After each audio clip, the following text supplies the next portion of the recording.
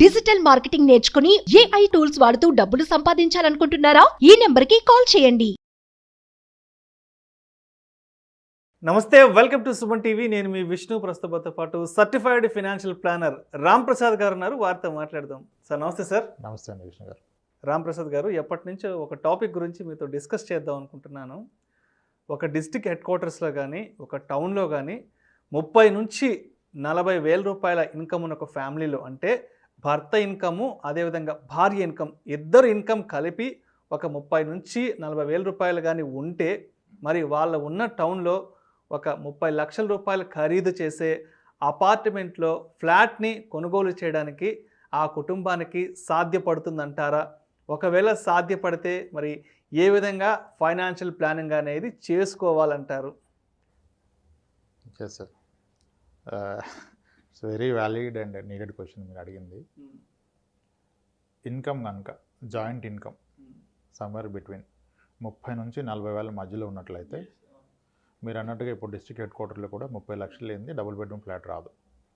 So దాన్ని కొనే అవకాశం ఉంటుంది ఫైనాన్షియల్గా. మొదటగా ఏంటంటే 40,000 శాలరీ జాయింట్గా ఉన్నట్లయితే, జాయింట్గా ఇద్దరిది కలిపి 40,000 ఉన్నట్లయితే ఓకే, 30 లక్షల రూపాయలు ఇల్లు కొనుక్కునే అవకాశం అయితే ఉంది ఫైనాన్షియల్గా. పాసిబిలిటీ ఉంది. పాసిబిలిటీ ఖచ్చితంగా ఉంది. అయితే ఫస్ట్ ఇల్లు కొనాలా వద్దా? ఇల్లు కొనాలా వద్దా? ఎస్. ఇప్పుడు ఇల్లు అందరూ కొనుక్కోవాలని ఉంటుంది కదా, అందరూ కొనుక్కోవాలి నిజానికి. అయితే అందరి పరిస్థితులు ఒకలాగా ఉండవు. ఓకే, ఇప్పుడు ఒకే వ్యక్తి 40,000 సంపాదిస్తే ఉన్న ఫైనాన్షియల్ స్ట్రెంత్, ఇద్దరు కలిపి 40,000 సంపాదిస్తే ఉన్న ఫైనాన్షియల్ స్ట్రెంత్లోనే డిఫరెన్స్ ఉంటుంది. అంటే ఒక ఇన్కమ్ మీద ఆధారపడిన వాళ్ళకి 2 ఇన్కమ్స్ ఉన్న వాళ్ళు స్ట్రాంగ్గా ఉంటారు. ఇన్కమ్ సేమ్ కావచ్చు, సెక్యూరిటీ పెరుగుతుంది కదా. అలానే ఇప్పుడు 40,000 శాలరీ వస్తూ వాళ్ళ మీద వాళ్ళ పేరెంట్స్ ఆధారపడకుండా వీళ్ళ లైవ్లీహుడ్ వీళ్ళు చూసుకుంటే వాళ్ళ కంఫర్ట్. ఇప్పుడు 40,000 శాలరీ వస్తూ పేరెంట్స్ యొక్క డిపెండెన్సీ ఉండి, నా పేరెంట్స్ నా బాధ్యత, వాళ్ళు పెన్షనర్స్ కాదు, వాళ్ళకి నేనంటూ మంత్లీ వాళ్ళ ఖర్చుల నిమిత్తం ఇవ్వాలంటే, మళ్ళీ అప్పుడు అతను వేరే 40,000 వచ్చేదానికి ఇతనికి పొంతన ఉండదు. రెస్పాన్సిబిలిటీస్ ఎక్కువ అంటే మళ్ళీ ఖర్చులు కూడా. సో ఇట్లా డిఫరెంట్ పారామీటర్స్ మీద ఆధారపడి ఉంటుంది కొనగలరా లేదా అనేది. ఇప్పుడు మనం తీసుకునే కండిషన్ ఐడియల్గా ఒక 30 ఏళ్ళ వయసులో ఉన్న వ్యక్తి, ఇద్దరు చిన్నపిల్లలు లేదా ఒక కిడ్, ఇంకా స్కూల్కి వెళ్ళట్లేదు, అంటే వాళ్ళ ఎడ్యుకేషనల్ ఎక్స్పెన్సెస్ స్టార్ట్ అవ్వలేదు, అండ్ ఇతను ఒక ప్రొఫెషనల్ అంటే క్వాలిఫైడ్ పర్సన్, ఇతను ఉన్న ఇండస్ట్రీలో కూడా జాబ్ ఇంచుమించుగా సేఫ్టీ ఉండే ఇండస్ట్రీలో ఉన్న పక్షంలో 40,000 శాలరీ ఉందనుకుందాం, మేబీ ఒకరికి కానీ ఇద్దరు కలిపి కానీ, అప్పుడు అతను 30 లక్షల రూపాయల ప్రాపర్టీ కొనవచ్చు. మొదటగా అతను చూసుకోవాల్సింది ఏంటి, నాకు లోన్ ఎలిజిబిలిటీ ఎంత వస్తుంది ఫస్ట్ పాయింట్, అండ్ నేను ఎంత రేట్లో ఉన్న ప్రాపర్టీ కొనాలి.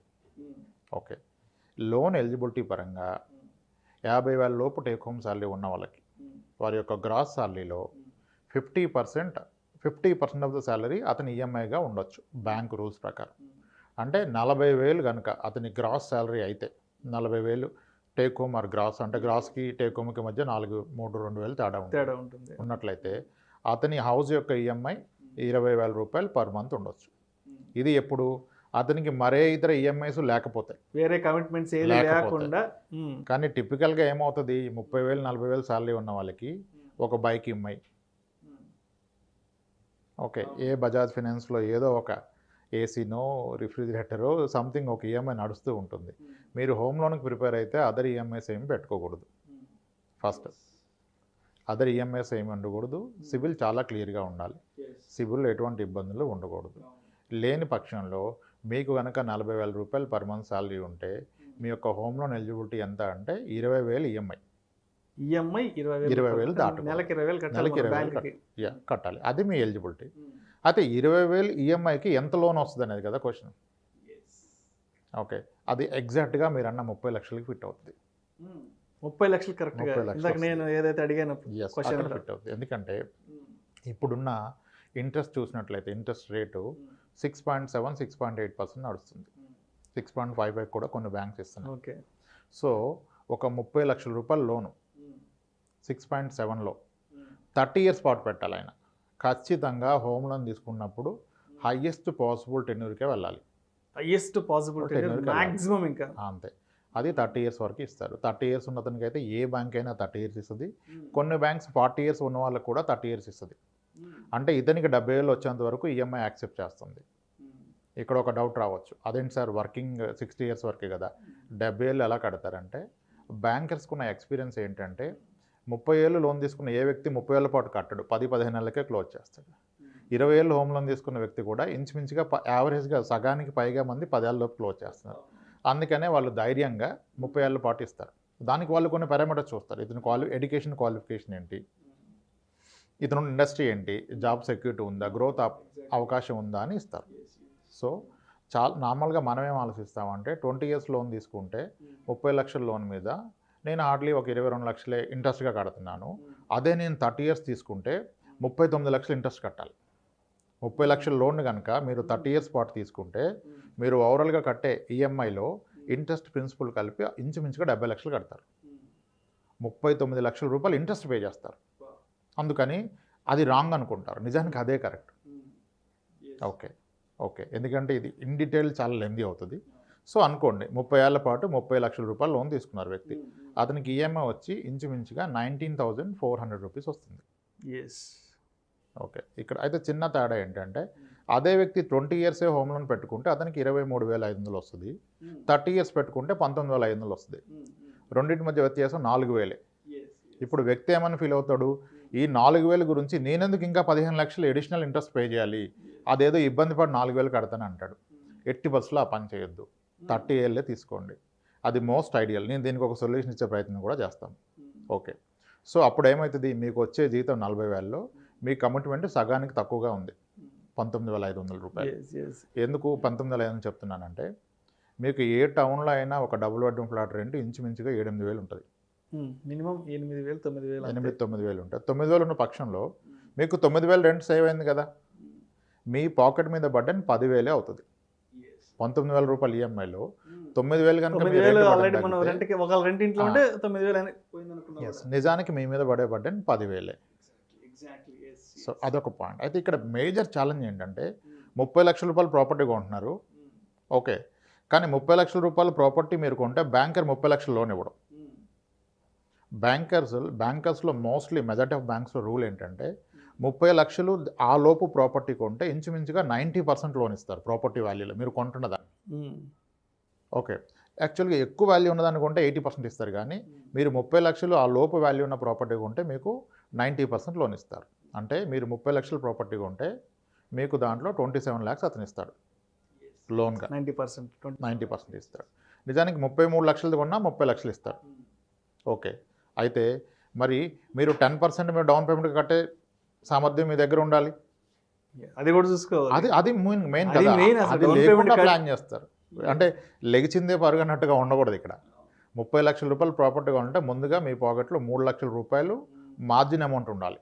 అసలు మనం ఎంత డౌన్ పేమెంట్ కట్టగలము? 3 లక్షలు. ఇది ఓన్లీ 30 లక్షల లోన్కే మాడుతున్నాను. మీరు హయ్యర్ లోన్ అయితే మీకు 90% ఇవ్వరు ఫండింగ్. ఓకే, దీన్ని లోన్ టు వాల్యూ అంటారు. ఎల్టీవీ 90% ఇస్తారు.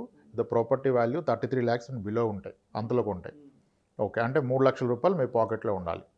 That is a margin amount. మరి దాంతోనే ట్రాన్సాక్షన్ అయిపోతుందా? అవదు. మీకు రిజిస్ట్రేషన్ కాస్ట్ ఉంటుంది, అది ఒక 7%. 30 లక్షల రూపాయల ప్రాపర్టీది మార్కెట్ వాల్యూ అంటే గవర్నమెంట్ వాల్యూ మీద మనం రిజిస్ట్రేషన్ కాస్ట్ కడతాము.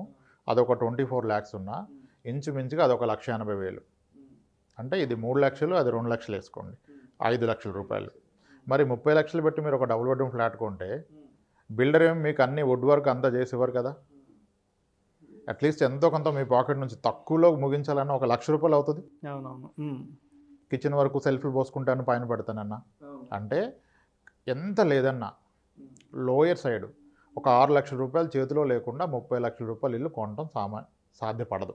సో కనీసం ఒక 6-7 లక్షల రూపాయలు క్యాష్ మన చేతిలో పెట్టుకొని మంచిది అంటారు లోన్ కోసం. అంటే నా సజెషన్ ఒకటి, 30 లక్షల రూపాయలు ఇల్లు కొని నెలకి 20,000 రూపాయలు కమిట్మెంట్ పెట్టుకునే ముందుగా నెలకి 20,000 పక్కన ఏ ఆర్డీలోనో పెట్టే ప్రయత్నం చేయండి. ఆ పెట్టి దాని ద్వారా ఈ 6 లక్షల రూపాయలు కూడబెట్టండి. అంటే ఒక 30 నెలల పాటు నెలకి 20,000 రికరింగ్ డిపాజిట్లో పెట్టినట్లయితే మీకు ఒక 6 లక్షలు అవుద్ది కదా, వడ్డీ కాకుండా అసలే. అంటే అది దానికి సరిపోద్ది. ఇంకోటి ఏంటి, ఈ క్రమంలో మీరు నెలకి 20 లక్షలు పెట్టగలరన్న ధైర్యం మీకు వస్తుంది. ఓకే, అప్పుడు వెళ్తే మీకు ఫర్దర్ లైఫ్లో ఏం బర్డెన్ కాదు, ఇంకా కంఫర్ట్ అవుద్ది. ఇన్నాళ్ళు మీరు రెంట్ పే చేస్తూ 20,000 పక్కన పెట్టారు, ఇప్పుడు రెంట్ తగ్గిపోయింది, మీరు 19,000 కడుతున్నారంటే నిజానికి 10,000. ముందుగా అలా ప్లాన్ చేసుకోవాలి. చాలామంది ఇక్కడే ఆగిపోతారు. ఈ 5-6 లక్షల రూపాయలు అనేది చిన్న విషయం కాదు. It again depends. కొన్ని ప్రొఫెషన్స్లో పేరెంట్స్, రిటైర్డ్ పెన్షనర్స్ వాళ్ళు హెల్ప్ చేస్తారు. మరి అందరికీ చేయరు కదా. కాబట్టి అందరూ 40,000 ఉన్న ప్రతి ఒక్కరు ఇల్లు కొనలేరు. ఓకే, ఇది ఫస్ట్ థింగ్. అయితే నౌ కమింగ్ టు సొల్యూషన్ ఏంటంటే, దీన్ని చాలా బెటర్ వేలో చేయాలంటే 20 సంవత్సరాల పాటు కనుక లోన్ తీసుకుంటే మీకు 23 నుంచి 24,000 రూపాయలు ఈఎంఐ వస్తున్నప్పుడు 30 ఇయర్స్ పాటు తీసుకోండి. 19,400 పడుతుంది. అప్పుడు రెండింటి మధ్య డిఫరెన్స్ ఎంత? 30 ఇయర్స్ ఈఎంఐకి 20 ఇయర్స్ ఈఎంఐకి మధ్య వ్యత్యాసం మీకు 4,000 రూపాయలు. ఈ 4,000 రూపాయలని మ్యూచువల్ ఫండ్లో ఒక ఎస్ఐపిలో పెట్టండి. అంటే మీరు ఎలా కన్సిడర్ చేసుకోవాలి? వ్యక్తి నేను 20 ఏళ్ళే తీసుకున్నాను అనుకోండి. 20,000 తీసుకుంటే ఎలాగో 24,000 కడుతున్నారు కదా. ఇప్పుడు 30 ఏళ్ళు తీసుకోండి, 24,000 కడుతున్నా అనుకోని 19,500 ఏమో లోన్ కట్టండి బ్యాంకర్కి, మిగిలిన 4,000 ఎస్ఐపిలో పెట్టండి. ఇప్పుడు చూడండి ఏం జరుగుతుందో. ఒక 10 ఏళ్ళు గడిచింది. 10 ఏళ్ళ తర్వాత కూడా మీ హోమ్ లోన్ అవుట్ స్టాండింగ్ ఇంకా 26 లక్షలు ఉంటుంది. మొదటి 10 ఏళ్ళలో మీరు ఎంత కట్టినా వాడు 4 లక్షలు తగ్గిస్తారు హోమ్ లోన్ క్యాలిక్యులేషన్ ప్రకారం. కానీ మీరు మ్యూచువల్ ఫండ్లో అప్పటి వరకు ఇయర్లీ ఒక 48,000 పెడుతున్నారు కదా, 4.8 lakhs పెట్టారు కదా 10 yearsలో. దాని విలువ ఒకవేళ 15% కనుక మీకు రిటర్న్ వచ్చినట్లయితే ఇది 10 లక్షలు అవుతుంది. ఫస్ట్ థింగ్ ఏంటి, మీ కార్ లోన్ ఇంకా నడుస్తుంది, అవుట్ స్టాండింగ్ ఉంది, మంత్లీ 20,000 కమిట్మెంట్ ఉంది. కానీ మీ మ్యూచువల్ ఫండ్లో 10 లక్షలు మీకు అవైలబుల్ ఉన్నాయి. మీరు కనుక ప్రైవేట్ సెక్టర్ ఎంప్లాయ్ అయితే ఇది మీకు చాలా ధైర్యాన్ని ఇస్తుంది. రేపు ఏ రోజు ఇబ్బంది వచ్చినా ఈ 10 లక్షల నుంచి మీరు ఎంత మొత్తం అన్నా తీసుకోవచ్చు. అంటే ఈ 10 లక్షలతో మీ ఇంటి లోను ప్లస్ మీ ఫ్యామిలీ ఖర్చులు మీరు భరాయించగలుగుతారు ఒక 2-3 ఏళ్ల పాటు. అంటే చాలా ధైర్యం వస్తుంది. ఓకే, ఇది 10 ఏళ్ల స్టోరీ. అదే 15 ఏళ్ల తర్వాత చూస్తే మీరు నెలకి 4,000 ఎస్ఐపి పెట్టిన దాని యొక్క విలువ ఇంచుమించుగా 24 లక్షలు అవుతుంది. కానీ 15 ఏళ్ల తర్వాత మీ హోమ్ లోన్ అవుట్ స్టాండింగ్ 20 లక్షలు 21 లక్షే ఉంటుంది. అంటే నిజానికి ఈ 4,000 మ్యూచువల్ ఫండ్స్లో పెట్టడం వలన ఆ రోజు కావాలంటే మీరు హోమ్ లోన్ క్లోజ్ చేయొచ్చు. మీకు అర్థమైంది కదా. అంటే సేమ్ మీరు 20 ఏళ్ళకి కడుతున్న 24,000 మీ కమిట్మెంట్, దాన్ని ఒక 4,000 ఎస్ఐపి, రిమైనింగ్ నేమో 30 ఇయర్స్ పాటుగా ఈఎంఐ కట్టినట్లయితే 15 ఏళ్ల తర్వాత మీ మ్యూచువల్ ఫండ్ వాల్యూ 15% రిటర్న్ ఇచ్చినట్లయితే అది 25 lakhs అవుతుంది. కానీ 15 ఏళ్ల తర్వాత మీ లోన్ అవుట్ స్టాండింగ్ 21 lakhs ఉంది. సో ఇది క్లియర్ చేస్తే కూడా మీ పాకెట్లో 4-5 lakhs ఉంటుంది. ఇది 15 ఏళ్ల స్టోరీ. అంటే నిజానికి 15 ఏళ్ళకి మీ హోమ్ లోన్ క్లోజ్ అయిపోతుంది. అండ్ 10 ఏళ్ల తర్వాత నుంచి ప్రతిరోజు మీరు ధైర్యంగా ఉండొచ్చు. ఇక్కడ ఇది కడుతున్నారు కానీ జాబ్లో ఏం అన్సర్టెంటీ ఉన్నా మీ మ్యూచువల్ ఫండ్ లాంటి మీకు కార్పస్ అవైలబుల్గా ఉంది తీసుకోవడానికి. ఇది 15 ఏళ్ళకి. అదే మీరు 20 ఏళ్ళు కొనసాగించినట్టయితే 20 ఏళ్ల తర్వాత మీ హోమ్ లోన్ అవుట్ స్టాండింగ్ 16 లక్షలకి 15 లక్షలకు వచ్చేస్తుంది. 20 ఏళ్ల తర్వాత మీ మ్యూచువల్ ఫండ్లో అక్యుములేట్ అయిన అమౌంట్ 50 లక్షలు దాటిపోతుంది. ఓకే, అలా 25 ఏళ్ళకి వెళ్తే మీ మ్యూచువల్ ఫండ్ అమౌంట్ 1,11 లక్షలు అవుతుంది. మీ లోన్ అవుట్ స్టాండింగ్ 6 lakhs ఉంటుంది.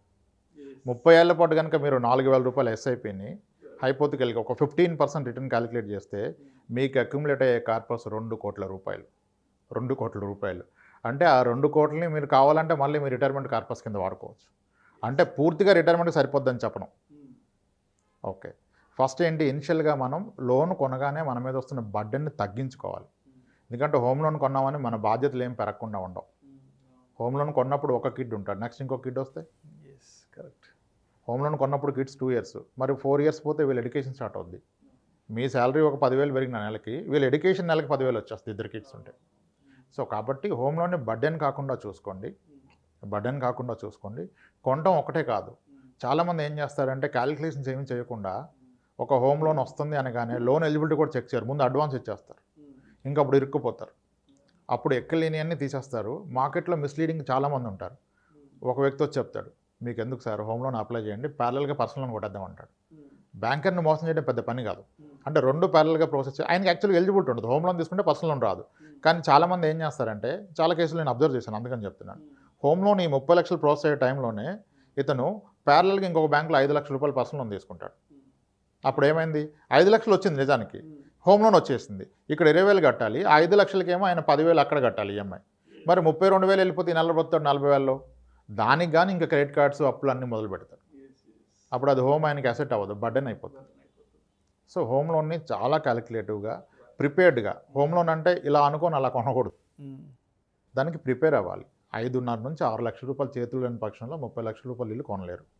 30 లక్షలు ఇల్లు కొని దాంట్లో ఒక 29 లక్షలు లేదా 27 లక్షలు లోన్ తీసుకుంటే మీ ఈఎంఐ 18 నుంచి 19 మధ్యలో ఉంటుంది. 30 years పెట్టుకోవాలి. ఎవరైనా సరే ప్రైవేట్ సెక్టర్ ఎంప్లాయ్ అతని లోన్ని మ్యాక్సిమం పాసిబుల్ టెన్యూర్ పెట్టుకోవాలి. అందరూ అనుకున్నది ఏంటంటే ఇంతకాలం ఇంతెందుకు కడతానని. అసలు ఒక్క లాజిక్ ఆలోచించండి, మీరు 30 లక్షలు లోన్ తీసుకుంటే మీరు కట్టే ఈఎంఐ 19,500. అది బోత్ ప్రిన్సిపల్ అండ్ ఇంట్రెస్ట్. అసలు ఎవరైనా 30 లక్షలు ఇస్తారా నెలకి 20,000 వడ్డీ ఇస్తానంటే? అంత అవకాశం ఉన్నప్పుడు దాన్ని మీరు ఉంచుకోండి, అది మంచి అప్పు. దాన్ని ఉంచుకొని ఆ ఎక్సెస్ అమౌంట్ని ప్రాపర్గా ఇన్వెస్ట్ చేస్తే మీకు కూడా లైఫ్లో కాన్ఫిడెన్స్ బిల్డ్ అవుతుంది. ప్యారలల్గా నాకంటూ ఒక అసెట్ ఉంది అని ఆ విధంగా ప్లాన్ చేసుకోవచ్చు సార్. సో ఏదైనా సరే ఒక ప్రాపర్ ఫైనాన్షియల్ ప్లానింగ్ ఉండాలంటారు. ఒక ఫైనాన్షియల్ అడ్వైజర్ యొక్క వాళ్ళ సజెషన్స్ సలహాలు కూడా తప్పనిసరిగా తీసుకోవాలి కూడా. ఒక క్యాష్ ఫ్లో డిజైన్ చేసుకోవాలి. క్యాష్ ఫ్లో డిజైన్ చేసుకోవాలి. మన ఇన్కమ్ ఎలా పెరుగుతుంది, మన ఖర్చులు ఎలా పెరుగుతాయి, దాని నుంచి నేను హోమ్ లోన్ బేర్ చేయగలనా. ఇన్ కేస్ ఇన్ బిట్వీన్ 6 ఇయర్స్కో 8 ఇయర్స్కో 10 ఇయర్స్కో ఏ రీజన్ వల్ల నా ఇన్కమ్ ఆగిపోతే, నా జాబ్లో గ్యాప్ వస్తే ఎలా చేయాలి అనేది ముందుగా ఆలోచించుకుంటే హోమ్ తీసుకున్నాం కూడా మీరు ప్రశాంతంగా పడుకోవచ్చు. ఆ తీసుకొని టెన్షన్ పడిపోకూడదు కదా రోజు. ఆ ఇంట్లో కూడా ప్రశాంతంగా నిద్ర పట్టదు మీరు. Thank you sir, thank you so much. ఒక డిస్ట్రిక్ట్ హెడ్ క్వార్టర్స్లో కానీ ఒక టౌన్లో కానీ 30 నుంచి 40 వేల రూపాయల ఇన్కమ్ ఉన్న ఫ్యామిలీలో మరి ఒక 30 లక్షల రూపాయలు ఖరీదు చేసే అపార్ట్మెంట్లో ఫ్లాట్ని ఏ విధంగా కొనుగోలు చేయవచ్చు అనే అంశం గురించి ప్రేక్షకులకు మేము విశ్లేషణ ద్వారా చాలా అద్భుతంగా వివరించారు sir. Thank you so much sir. Right. ఇలాంటి మరిన్ని ఇంట్రెస్టింగ్ వీడియోస్ వాల్యుబుల్ ఇన్ఫర్మేషన్ కోసం వెంటనే మా Suman TV money channel subscribe చేయండి, లైక్ చేయండి, షేర్ చేయండి. అదేవిధంగా మీ అభిప్రాయాలను వీడియోస్ కింద కామెంట్స్ రూపంలో మాకు తెలియచేయండి. This is Vishnu signing off.